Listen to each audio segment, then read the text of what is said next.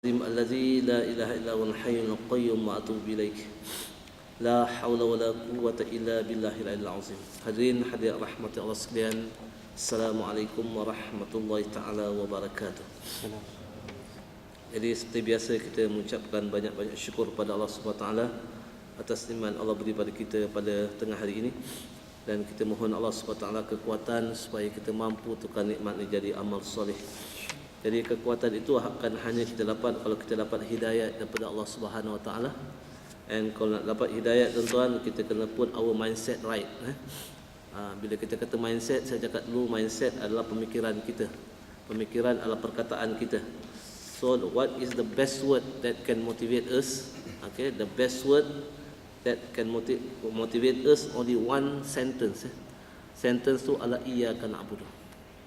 Jadi kalau tuan-tuan cakap sungguh-sungguh daripada hati tuan-tuan, cakap pada Allah, ya Allah, saya berazam nak taat pada kamu hari ini, Allah akan bagi kita hidayat. Dan hidayat itulah yang disebut sebagai motivation. Dalam hidup ni tak ada siapa boleh bagi motivation kepada kita kecuali Allah. Okay, kalau kita tak dapat hidayat, kita takkan motivated lagi. Meaning that kita takkan dapat tukar kita punya resources yang sementara ni.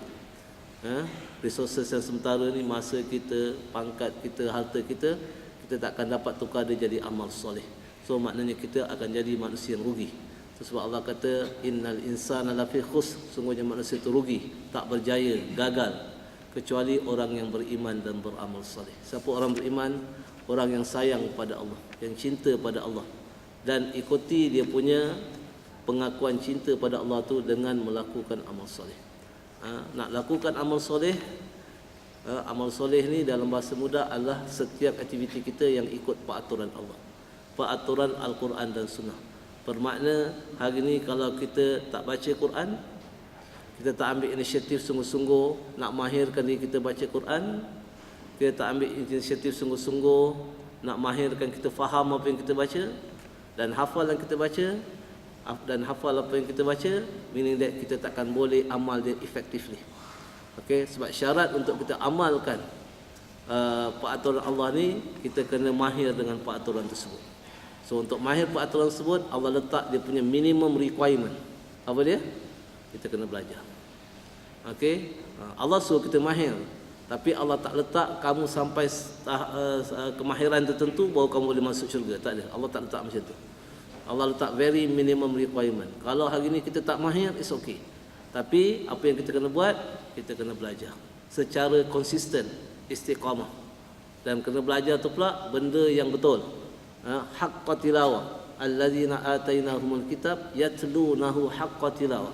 Mereka yang baca kitab-kitab kami, mereka membacanya dengan sebenar-benar bacaan. Apa makna sebenar-benar bacaan? Kita baca tu, kita meet the purpose of dipanggil apa? Why the Quran, the purpose of the revelation. Maknanya kenapa Quran tu diturunkan kepada kita. Okey, bermakna tujuan Quran tu adalah sebagai apa? SOP kita, standard operating procedure. So kalau kita tak meet that requirement, maknanya kita tidak membaca Quran tu dengan sebenar-benar bacaan. Apabila kita tak baca Quran dengan sebenar-benar bacaan, kita tidak akan dapat manfaat daripada Al-Quran tu. Yakni apa disebut sebagai al-hidayah. Okey, benda yang boleh motivate kita buat benda yang bermanfaat pada kita. Itu sebab kenapa kita kena minta pada Allah sungguh-sungguh supaya hari-hari Allah bagi kita right perception, right understanding, about life. Kalau kita tak dapat right understanding, kita akan buat benda yang salah tiap-tiap hari, tuan-tuan. So makna kita dalam perjalanan menuju ke neraka. Kita tak mahu benda tu. Kita yang sebenarnya dalam perjalanan nak balik kepada tempat yang paling baik sekali dalam kehidupan kita, kampung kita, yakni syurga.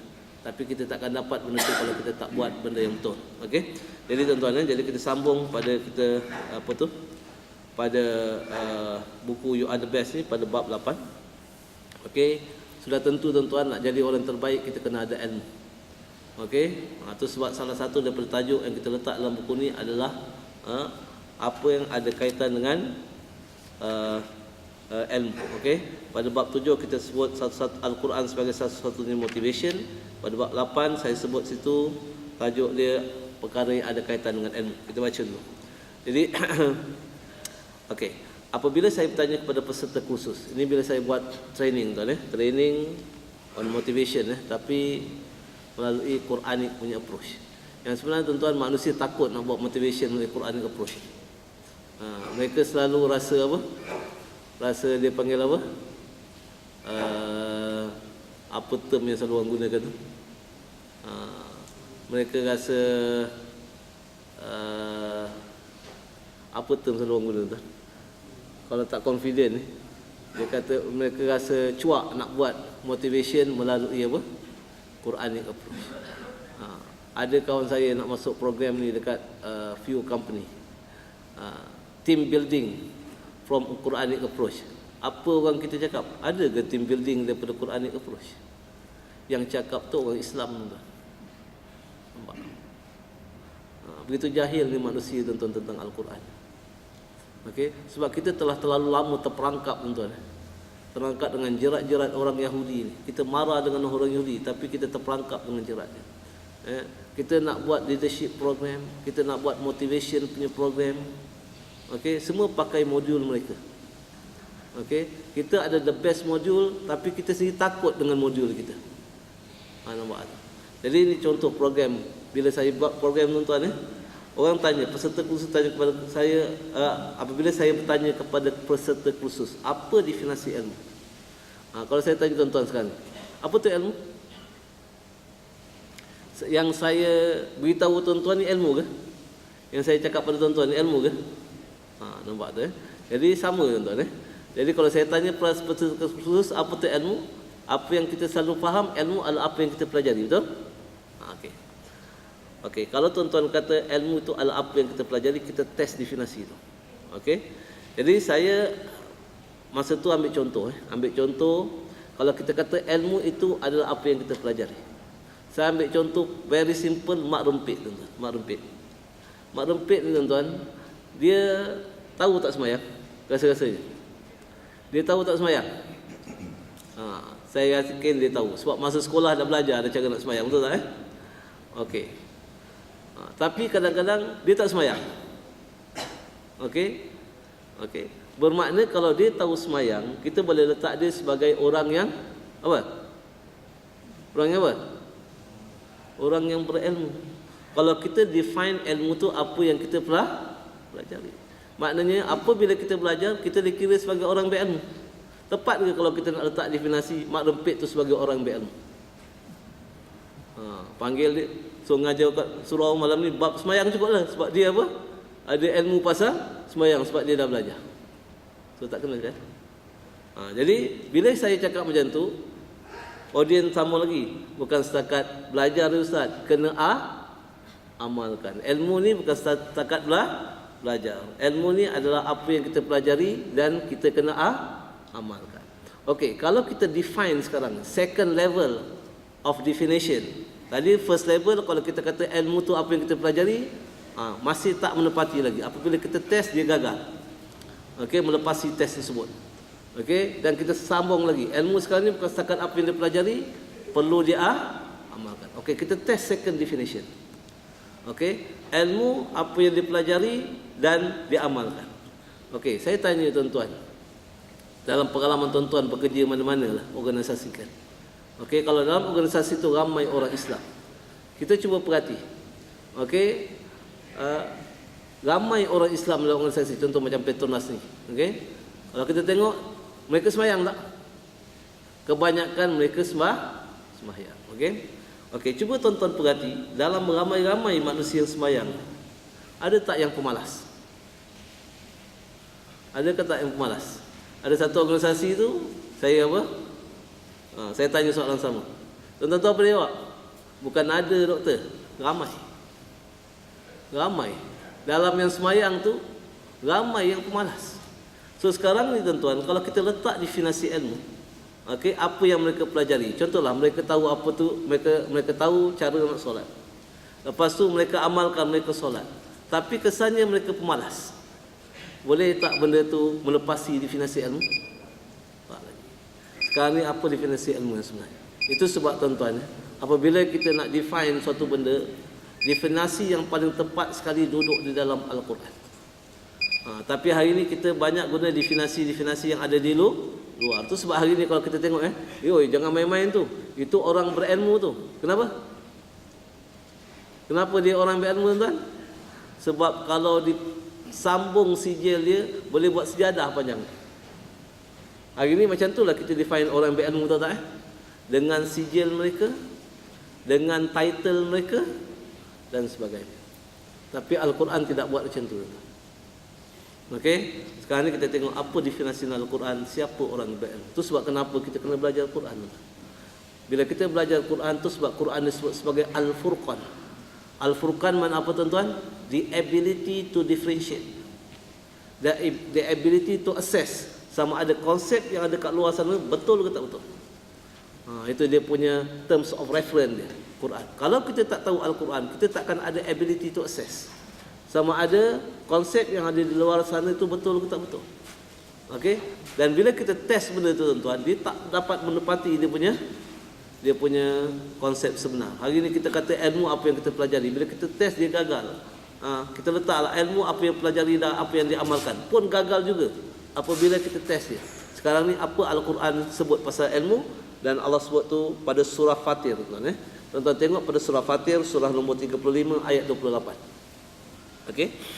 Surah nombor 35 ayat 28, Al-Quran menerangkan apa sebenarnya definisi ilmu pada surah Fatir yang berbunyi innama yakhsyallaha min ibadihil ulama. Sesungguhnya yang takut pada Allah daripada hamba-hambaku yang berilmu. Dan Imam Ahmad menafsirkan ayat ni, dia kata orang yang berilmu itu adalah orang yang cinta dan takut kepada Allah. Nampak tak? Jadi orang yang berilmu. Bukan setakat orang ilmu ni sijil dia banyak, tuan-tuan. Orang letak macam-macam title pada dia, tak ada. Orang yang berilmu adalah orang yang cinta dan takut pada Allah. Okey, tuan-tuan. Apa makna, tuan-tuan? Orang yang cinta dan takut pada Allah. Okey, kita ambil situasi apa tu dia panggil apa? Realiti kehidupan di luar sana. Itu sebab kita kena faham Quran ni dalam bentuk practical understanding, tuan-tuan. Sebab Al-Quran ni adalah akhlak, tuan-tuan. Al-Quran ni ada akhlak. Akhlak apa, tuan-tuan? Akhlak adalah tingkah laku kita tiap-tiap hari. Jadi kalau kita tak faham Al-Quran ni dalam bentuk praktikal, kita tak akan dapat terap Quran ni dalam kita punya day to day punya aktiviti.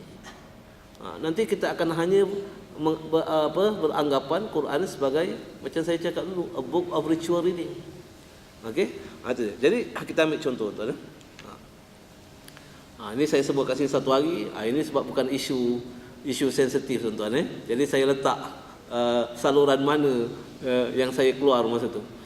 RTM. Okey? Kalau isu sensitif saya takkan beritahu saluran mana, tuan. Nanti orang kata apa? Terasa pula dia. Okey, yang ni satu hari RTM panggil saya. Okey? Nak bincang isu apa, tuan-tuan?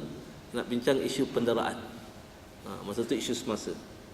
Okey, penderaan. Sebab ada satu kes, tuan-tuan. Isu penderaan, isu bully, macam-macam, tuan-tuan. Jadi masa saya panggil tu isu penderaan, masa tu pengacara tanya saya. Kata, doktor dia kata kenapa orang mendera? Dia bila kita masuk TV, tuan-tuan. Okey.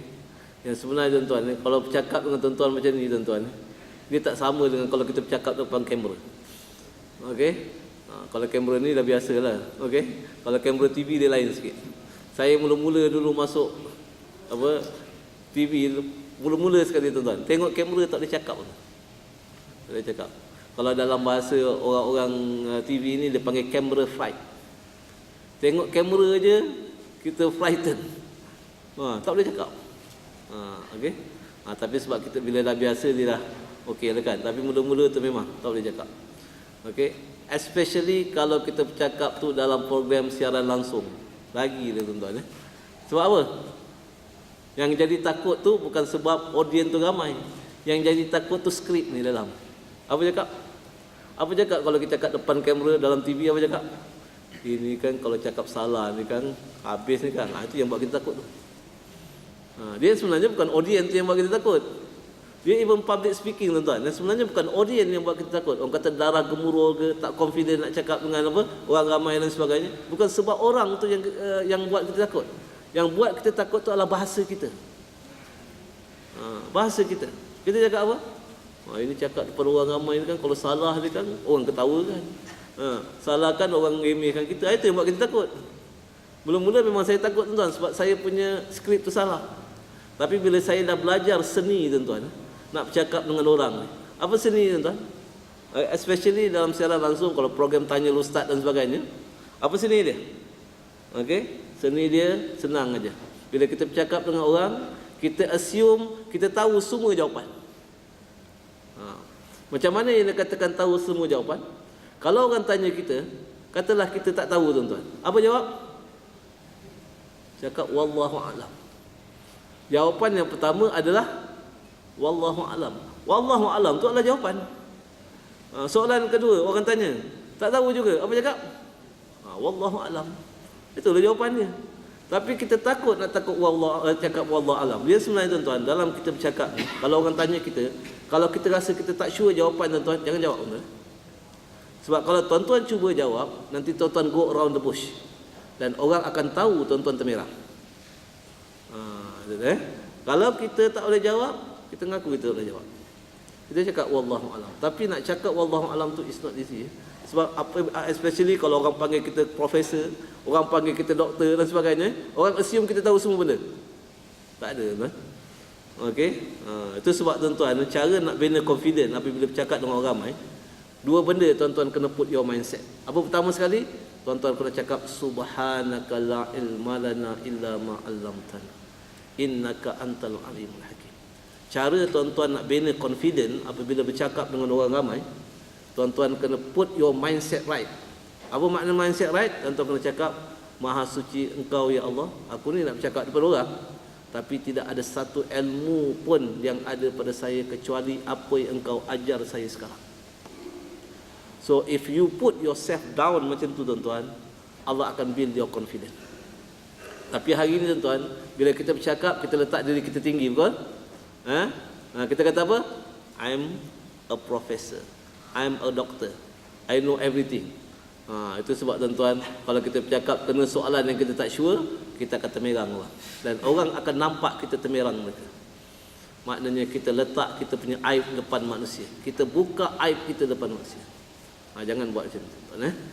Itu sebab, tapi bukanlah makna kalau kita nak cakap tu langsung kita tak prepare, tidak tuan. You kena dah prepare. Janganlah semua orang tanya soalan semua jawapan dia wallahu a'lam. Kacau lah kan. Okey. Jadi tapi kita prepare sedaya upaya kita. Mana yang kita tahu, orang tanya kita, mana yang kita rasa kita confident nak jawab, kita jawab dengan baik. Mana yang kita rasa kita tak sure, kita cakap wallahu a'lam. Very simple. Okey, itu akan bagi you confident apabila cakap dalam public speaking. Okey, jadi bila saya sebab saya pernah tuan-tuan sekali tu cakap dengan 300 orang audience, tu kira tak ramai lah. Okey, 300 orang audience. Tengah-tengah cakap tuan-tuan orang angkat tangan. Apa cakap? Doktor tu salah you cakap tu. Kalau kita tengah cakap dengan orang ramai tuan-tuan, tiba-tiba orang depan kita cakap salah tuan-tuan, apa skrip you? Wah, kacau pun kita. Nampak? Kita pun jadi tak confident dengan kita punya apa? Kadang-kadang kita pun jadi tak confident dengan kita punya apa? Orang cakap depan. Tapi tuan-tuan kena prepare benda-benda macam tu tuan-tuan. Sebab apa, depan kita ni, macam dulu bila saya cakap dengan RTM, ada seorang ustaz tu dia jadi pengurusi lah. Soalan tu dia tanya tak berapa dengar. Lepas tu saya pun tak berapa faham soalan tu. Kan Lepas tu saya tak tahulah macam mana saya jawab masa tu. Lepas saja program tu, saya tanya ustaz, ustaz dengar ke tadi soalan tu? Dia kata dengar. Ustaz faham ke? Dia kata saya pun tak faham. Sebab tuan, dia kalau dalam setengah-setengah program ni, orang yang bertanya kita ni macam-macam jenis tuan. Ada orang yang bertanya dia tujuan nak tahu. Ada orang yang bertanya dengan tujuan dia nak test kita. So you must be prepared for that. So cara nak prepare macam mana tuan? Cakap subhanaka la ilma lana illa ma 'allamtana.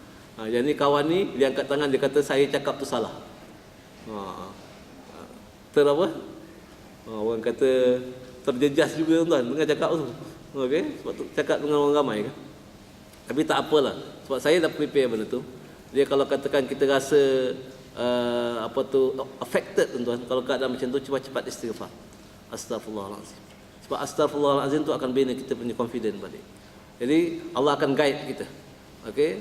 Apa saya cakap? Saya kata tak apalah tuan, nanti kita bincang masa sesi soalan jawab.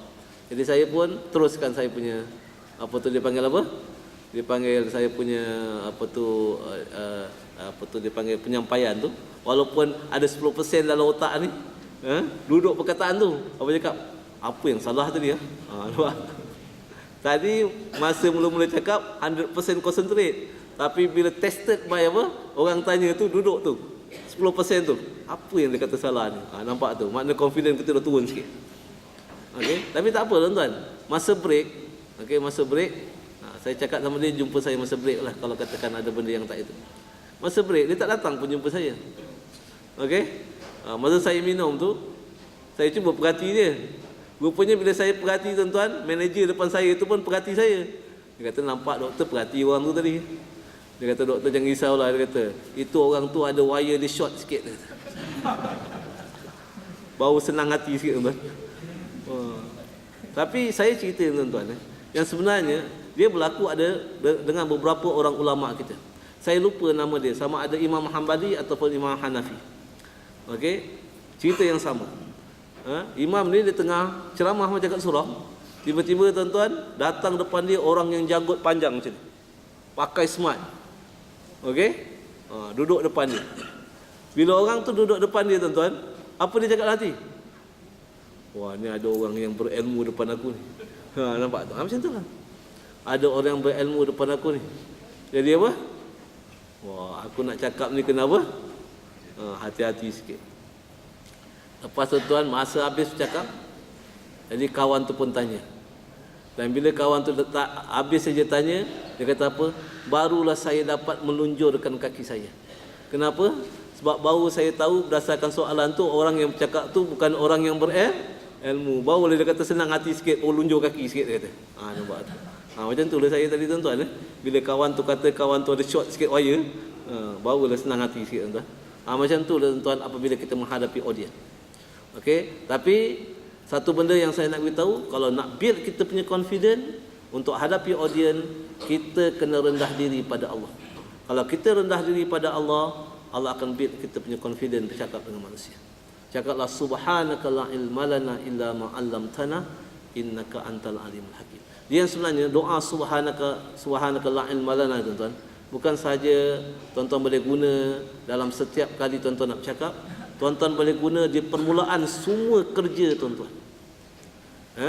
Walaupun you are very experienced engineer, very experienced apa dia panggil manager dan sebagainya, jangan sekali letak ke apa tu dia panggil apa, kehebatan dan kepakaran you pada you. Kalau you buat macam tu tiap-tiap hari you buat kerja, you akan hadapi masalah. Okey, tiap-tiap hari buat kerja tuan-tuan, cakap pada Allah, ya Allah, saya tak ada ilmu pun hari ini ya Allah untuk handle semua masalah saya hari ini, kecuali engkau ajar saya. If you do that tuan-tuan, Allah akan bagi you strength, confident untuk laksanakan semua kerja you. Ni seni tuan-tuan, nak handle problem.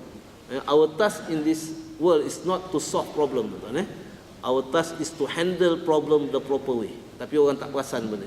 Okay, nanti masa lain dalam bab macam mana nak handle problem nanti, pada bab ni saya akan cerita benda tu lebih detail lagi. Sebab hari ni kalau you letak dalam you punya mindset, your task is to solve problem, masa you kerja you akan stress. Okay, tapi kalau you tahu you punya tugas is to handle problem the proper way, dan masa tu you akan build you punya confidence untuk handle semua problem you cara yang terbaik.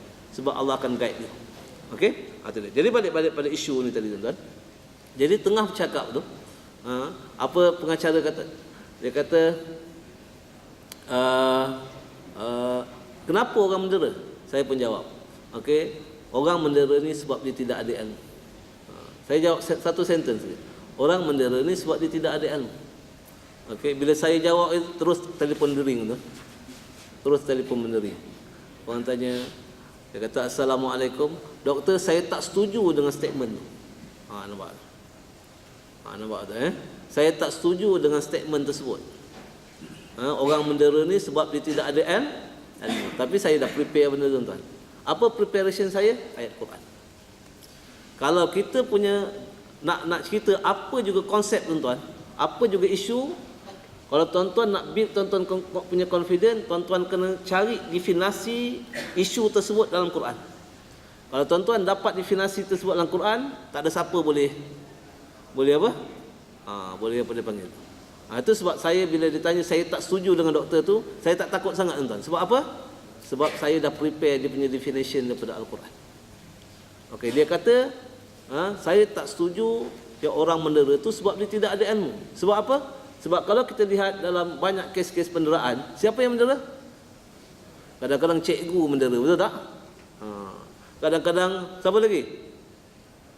Cikgu mendera, apa lagi? Ustaz pun mendera, betul tak? Macam mana yang doktor kata orang tu tak ada ilmu? Nampak tuan-tuan Kenapa dia cakap macam tu tuan-tuan? Sebab dia letak pegang definisi yang salah. Saya dah di definisi yang betul dah. Okey, jadi saya kata itu sebab bila dia cakap saya tak setuju tu, saya tak ada bimbang sangat. Okey, sebab saya dah prepare dia punya right definition. Okey. Jadi saya kata okey, tak ada masalah. Saya kata sebelum kita nak apa tu dia panggil, nak selesaikan isu tu, Allah kata apabila kita berbeza suatu pendapat, kita kena buat apa? Fa in tanaza'tum fi syai'in farudduhu ila Allah wa rasul. Kalau kita berselisih suatu perkara, cara nak selesai apa? Kena balik kepada Al-Quran dan Sunnah. So kita tengok dulu definisi apa itu ilmu dalam Al-Quran. Jadi itu yang sebab saya define apa makna definisi ilmu tadi. Sebab hari ini kita beranggapan ilmu itu adalah apa yang kita pelajari. Sedangkan dalam Al-Quran Allah tidak sebut ilmu itu apa yang dia pelajari. Allah sebut orang yang berilmu adalah orang yang takut, cinta dan takut kepada Allah. Jadi kita ambil definisi tadi. Orang yang berilmu adalah orang yang cinta dan takut kepada Allah. Okey, kita tanya orang yang kita tengok keadaan kes penderaan tu. Orang tu mendera tuan-tuan. Di mana dia mendera budak tu? Adakah dia ambil budak tu tuan-tuan, letak depan-depan surau ni, dia dera depan-depan kita? Ada? Dia buat macam tu ke? Tak ada. Dia akan dera budak tu di tempat yang tersembunyi, tempat yang sunyi. Nampak tu? Kenapa dia tak dera depan kita tuan-tuan? Sebab dia takut kepada manusia. Kenapa dia dera tempat yang apa? Sunyi, tempat yang tidak ada orang. Sebab supaya orang tak nampak. Tetapi dia terlupa siapa? Allah nampak. Wallahu basirum bima ta'malun. Allah Maha melihat atas apa yang kamu kerjakan. So maknanya apa? Maknanya dia tidak perasan bahawa Allah nampak perbuatan dia. Bermakna dia tidak apa? Bermakna dia tidak ada ilmu. Itu sebab saya kata tanya kenapa orang tu mendera? Itu sebab saya jawab sebab dia tidak ada ilmu. Apa itu definisi ilmu? Ilmu itu adalah orang yang cinta dan takut pada Allah. Cinta yang macam mana tuan-tuan? Yang dia kata takut ni, takut yang macam mana? Takut tu tuan-tuan tengok pada surah Al-Mulk Yang dimaksudkan takut pada Allah tu, takut pada Allah ni bukan macam kita takut pada orang lari dan sebagainya tuan-tuan. Takut pada Allah ni maknanya kita bimbang tuan-tuan, kalau kita lakukan kesalahan, Allah akan ambil tindakan kat kita. Nampak tak? Walaupun Allah mungkin tak ambil tindakan kepada kita immediately. Itu sebab Allah kata, wahai manusia, kenapa kamu ni buat salah? Depan orang tuan-tuan, kita cuba jaga kita punya perangai, betul tak? Tapi belakang orang, minta maaf tuan-tuan. Kadang-kadang ada antara murid-murid saya lah. Okey, kadang-kadang lepas kelas bahasa Arab ke, lepas apa kan, okey, dia orang buat apa? Tu yang berasap. Apa tu? Saya ukur kan. Tapi bila saya lalu kat situ, apa dia buat? Selalunya orang kalau isap rokok tuan-tuan, kalau ustaz lalu ke, ada orang tertentu lalu ke kan, dia buat apa? Letak rokok tu kat belakang kan. Betul? Perasan tak? Kenapa? Saya nak tanya kenapa tuan-tuan. Bukan tuan-tuan kat sini ni, yang kat luar ni. Okey? Kenapa letak rokok tu kat belakang? Segan dengan apa? Segan dengan ustaz. Kadang-kadang kalau orang nampak saya tu, dia letak rokok kat belakang, saya senyum aja. Okey? Bukan apa tuan-tuan. Kita segan dengan manusia. Tapi kenapa kita tak segan dengan Allah? Sepatutnya yang patut lebih kita segan siapa? Allah. Yang ni yang kita nak kena didik diri kita. Orang yang berilmu adalah orang yang segan dengan Allah. Apa makna segan dengan Allah tuan-tuan? Okey, kalau tuan-tuan nak tahu tuan-tuan berilmu ke, tuan-tuan tak berilmu tuan-tuan, Tanya diri kita, kalau kita duduk seorang-seorang kita buat apa? Nampak tak? Itu kita nak. Itu kita boleh test diri kita. Dapat tak kita rasa Allah tengok kita? Kalau kita dapat rasa Allah tengok kita, tuan-tuan, kita akan jadi manusia yang baik. Kita akan jadi manusia yang ikhlas. Kita akan jadi manusia yang dia panggil yang ada integriti. Ini dia panggil ilmu integriti ni. Nampak? Yang orang sebut integriti ni. Apa tu integriti? Jujur. Apa tu jujur, tuan-tuan? Jujur ni Allah sebut pada surah, tengok pada surah, tuan-tuan tengok pada surah Al-Mulk. Hari ni orang sebut pasal integriti. Okey. Tapi saya nak beritahu tuan-tuan, kalau kita tak ngaji Quran, kita takkan dapat develop integriti. Sebab kejujuran, tuan-tuan, hanya 2 orang saja yang tahu. Bukan 2 orang saja. Maksud orang tu makna ada 2 saja yang tahu. Sama ada kita dan Allah. Orang lain tak tahu. Okey, kita boleh cakap sama orang saya jujur, tapi dalam siapa tahu? Tak siapa tahu kecuali kita dan Allah. Nampak? Okey, tengok pada surah Al-Mulk, surah yang ke berapa tu? Yang Allah sebut pada ayat 12, kalau tak silap saya. Okey.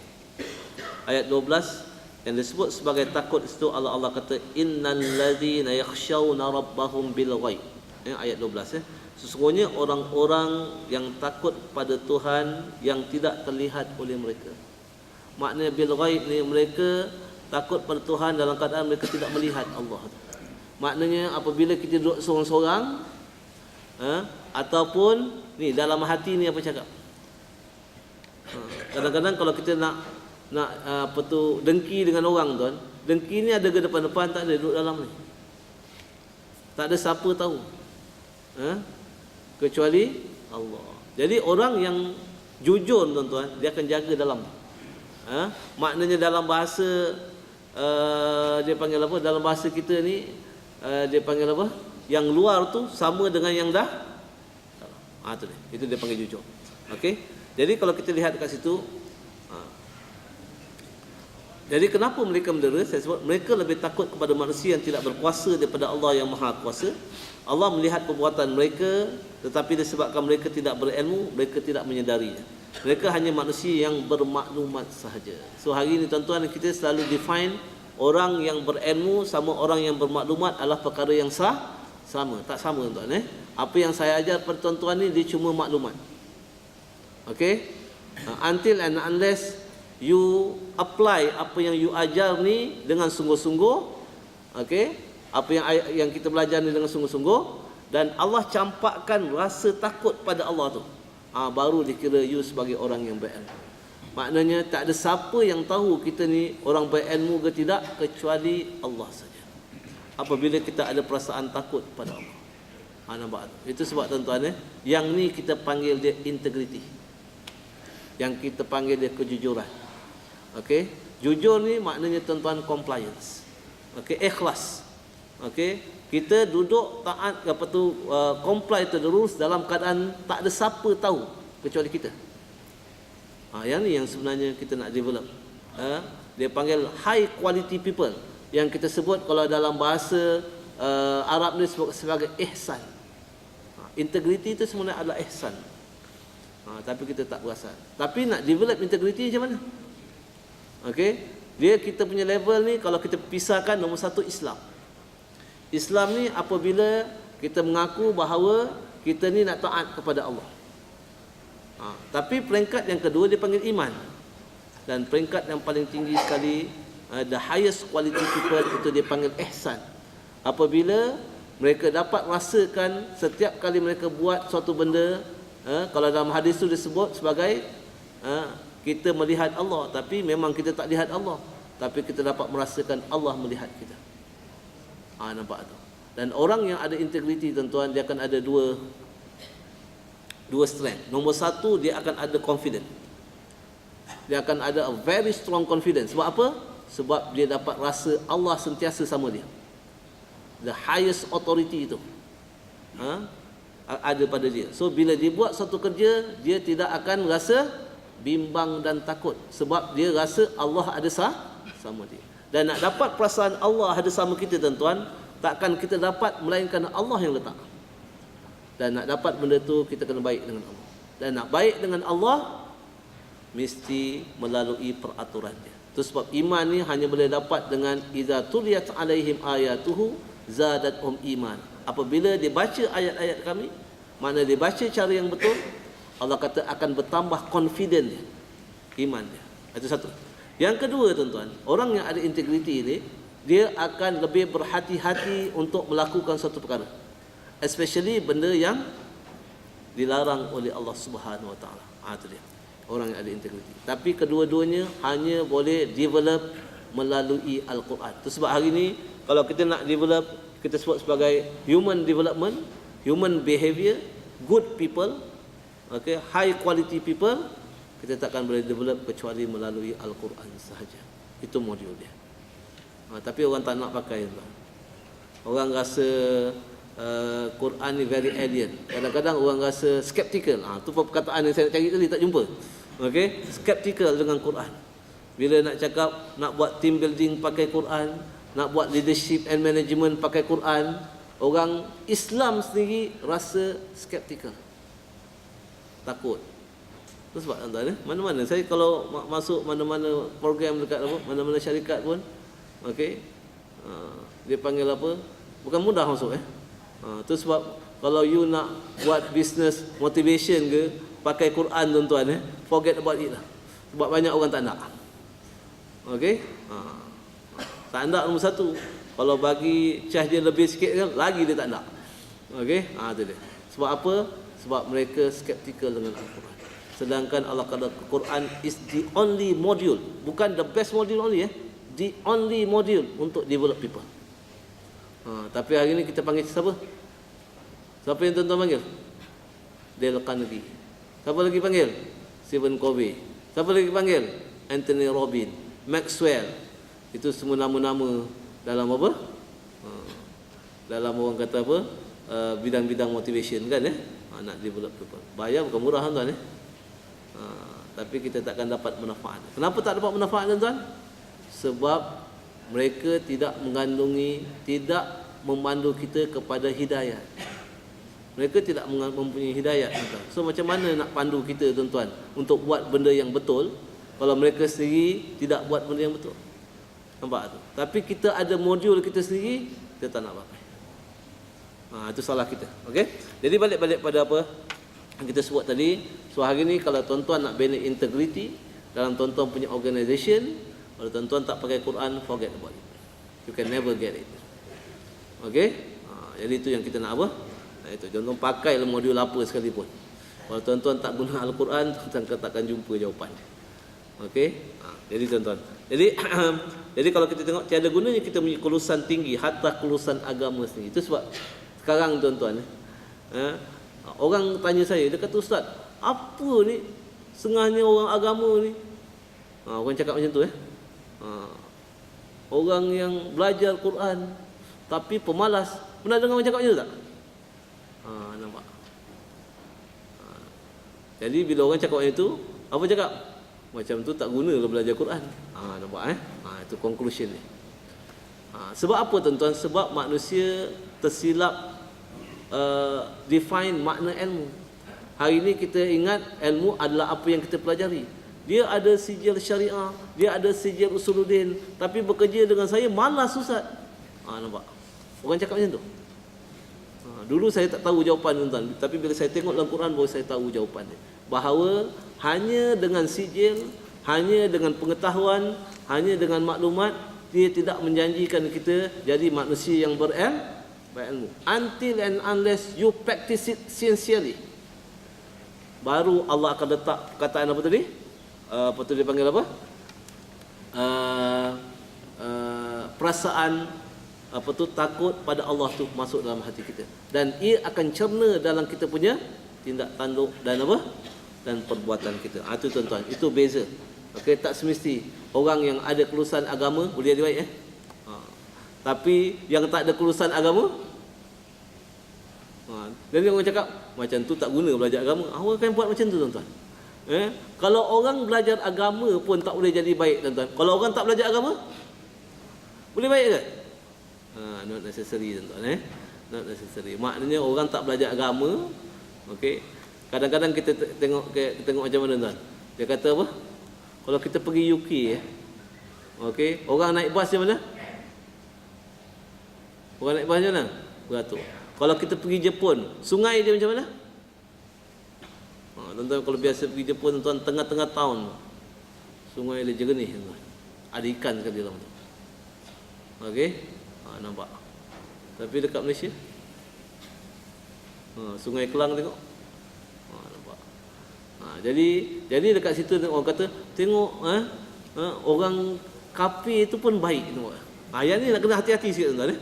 Bukan saya kata bahawa perbuatan jaga kebersihan itu tidak baik, Tetapi hari ini kalau kita ambil sebahagian saja agama, tak ambil yang lain, bermakna kita bukan orang yang baik yang sebenarnya. Walaupun sebahagian daripada perbuatan itu nampak baik. Okey, dalam Quran Allah sebut benda tu pada surah Al-Baqarah. Orang yang mengambil sebahagian daripada perkara taat pada Allah, sebahagian lagi tak ambil. Allah hina mereka. Allah jadikan mereka hina dalam kehidupan dunia.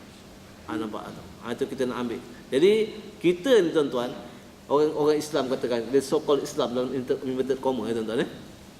Okey. Orang yang bukan Islam jaga kebersihan. Orang Islam sebahagian mereka tak jaga kebersihan. Betul? Tak jaga kebersihan. Tapi mereka sembahyang. Mereka kata apa? Saya nak taat kepada Allah.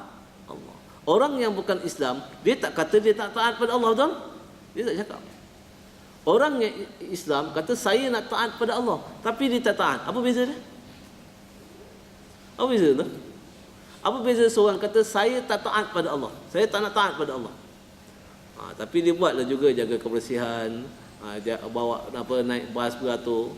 Orang Islam pula kata saya nak taat pada Allah, tapi dia tak buat. Apa bezanya? Apa beza orang pertama dengan orang kedua?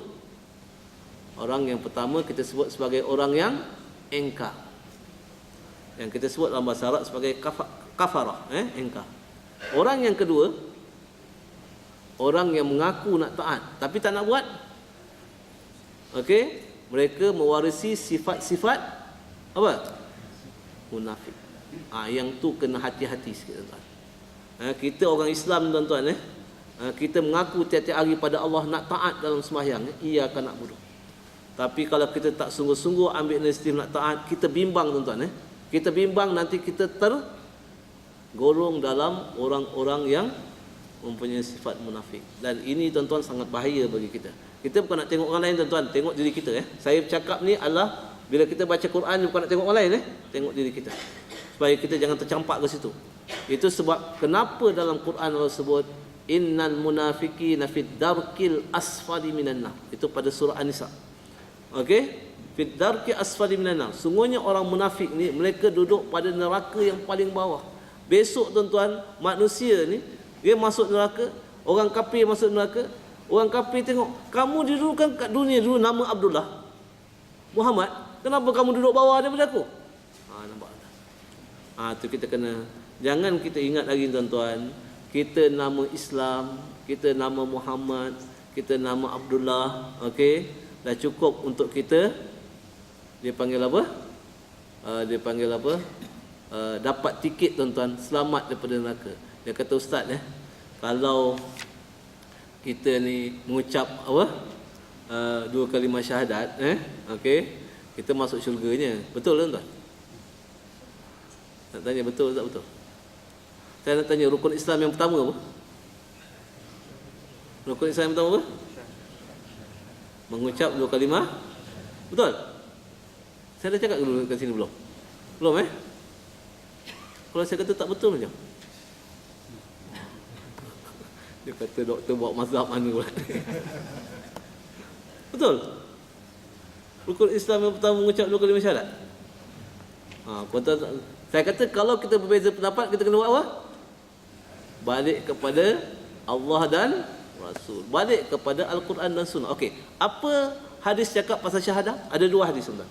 Tuan-tuan tengok pada hadis 40 ada, pada Bukhari pun ada, Muslim pun ada. Tuan-tuan tengok pada bab yang ketika Rasulullah SAW didatangi oleh Jibril. Okey, ketika didatangi oleh Jibril, kita dah belajar hadis masa sekolah dulu kan, dalam pakaian baju putih. Okey, dan Jibril tanya kepada Rasulullah, akhbirni anil Islam. Lepas tu anil iman, lepas tu anil ihsan, ketika tu. Dan ketika Rasulullah menjawab soalan tu, Rasulullah kata antashhada. Apa antashhada? Ataupun dalam lafaz yang lain syahadatun. Apa makna antashhada? Bahawa kamu naik saksi, bahawa kamu berikrar, bahawa kamu apa? Berazam. Ada disebut mengucap ke situ? Apa beza tuan-tuan berikrar, naik saksi sama mengucap? Saya nak tanya apa beza dia? Beza dia tuan-tuan,